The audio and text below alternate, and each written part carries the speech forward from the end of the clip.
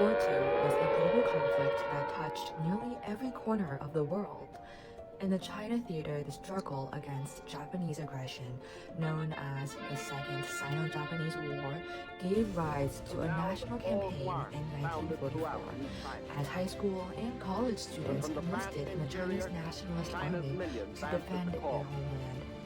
These educated youth's wartime involvement extended beyond performing military service on the battlefield. They also advocated for the rights of soldiers in a system that often marginalized them. This documentary delves into their story, revealing a largely untold narrative from World War II. The sense of responsibility as national citizens among the Chinese youth can be traced back to the rise of nationalism in the early 20th century. Following the fall of the Qing dynasty, the May 4th movement of 1919 marked a significant increase in political awareness among students.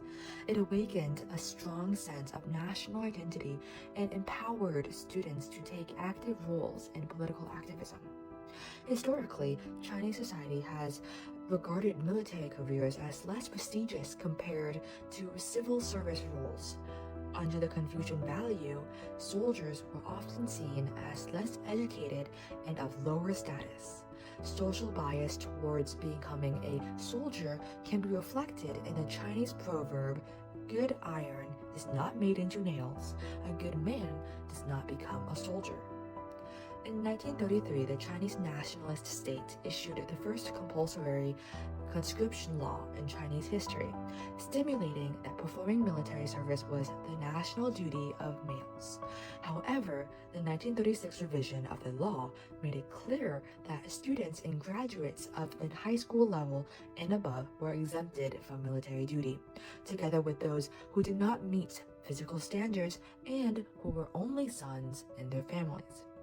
There are several reasons for this abstention, such as the traditional bias toward the military career and the poor treatment of the rank and file of the army. Another factor is that very few people received higher education in China at the time.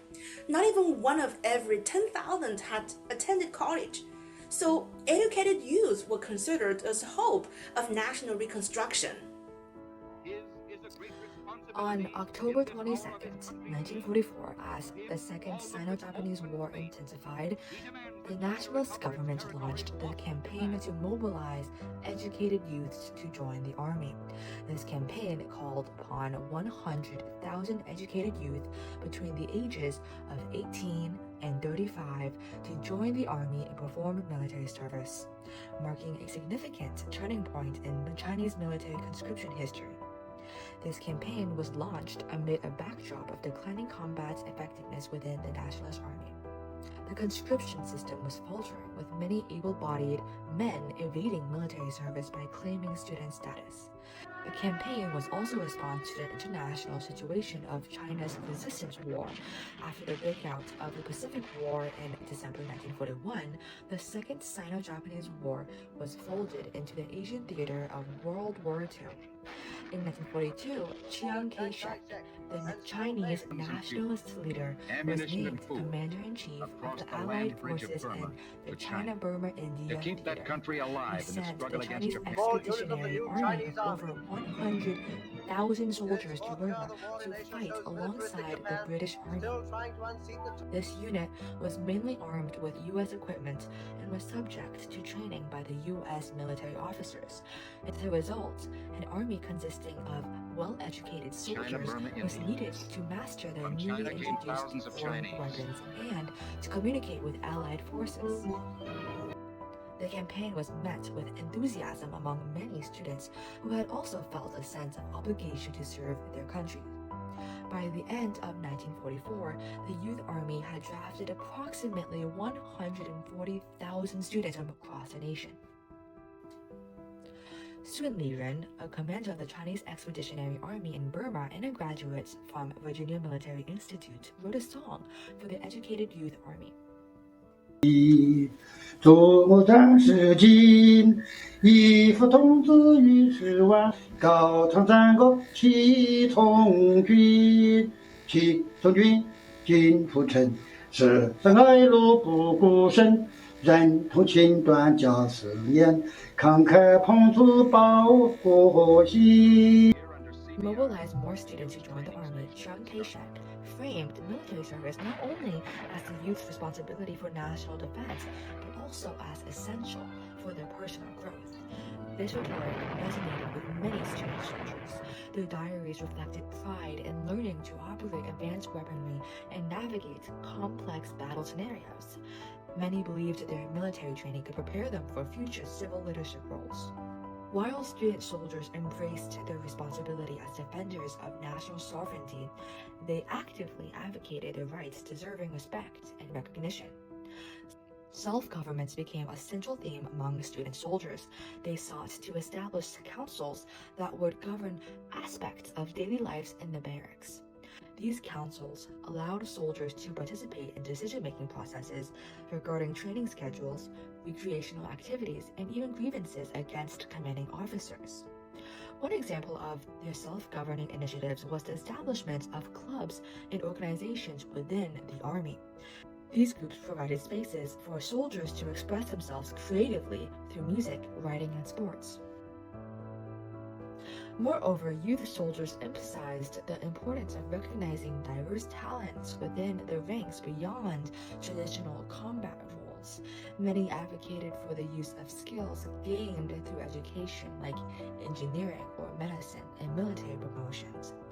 Their advocacy illustrated a growing consciousness among student soldiers regarding their rights, not just as foot soldiers, but also as informed citizens capable of influencing change within both military and civilian spheres.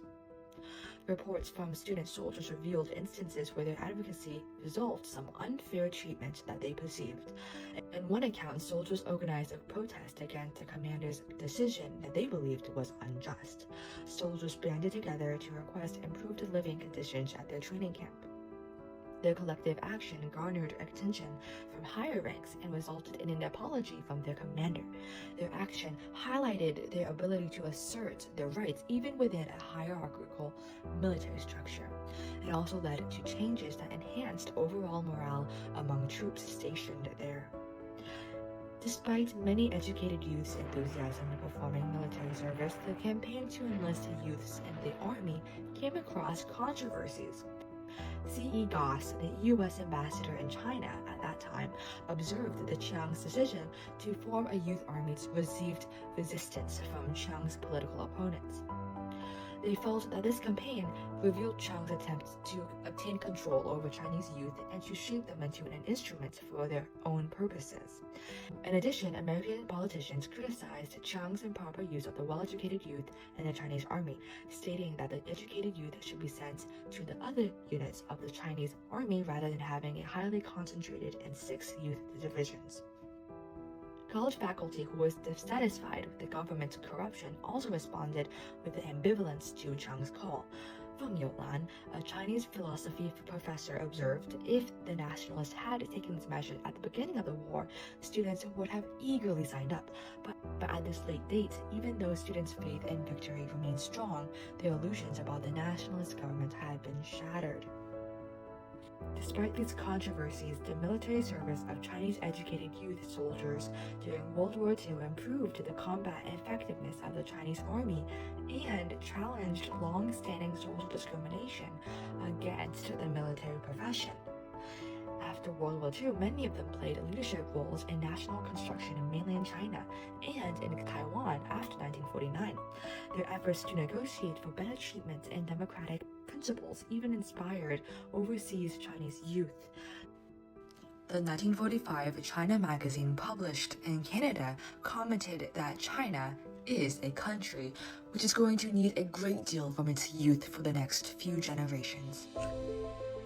As we commemorate the 80th anniversary of the victory in World War II, let's honor the sacrifice of our youth who defended peace and justice, while also reflecting on how today's young generation can create positive change, whether it's through military or other forms of civic engagement.